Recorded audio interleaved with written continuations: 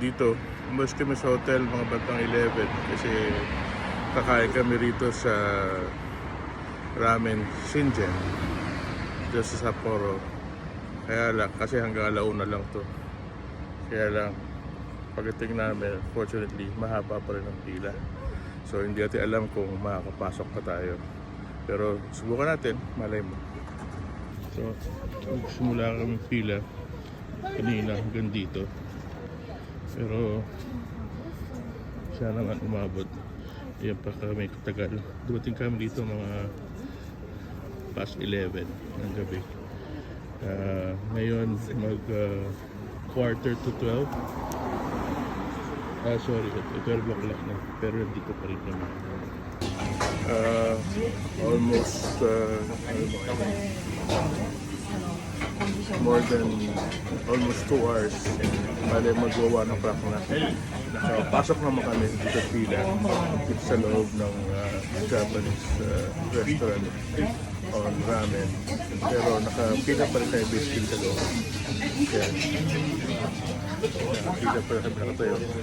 Habang naghahanda pa kami kumakain. So mamaya sasabihin siya kung masarap. Para nakaupo na kami ngayon. Hintayin na lang natin yung order natin.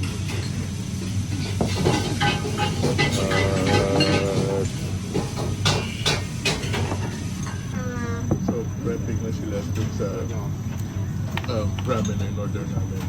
Kasi they took the ramen that we like ahead of time. So prep na sila. Kasi pareho lang naman sa atin. So ayan na.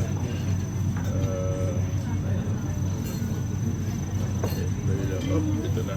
Laki pa rin itong bowl. チャーシュー、チャーシューミート失礼します。100円チャーシュー。 Okay. So, yan. Tikman na natin.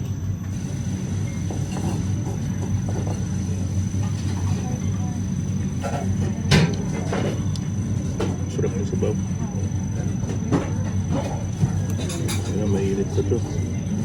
Kailangan natin halu-haluin pa. Hindi na ako naglalagay ng spiciness. Kasi hindi ako mahilig sa mga. Pero tikman natin ito.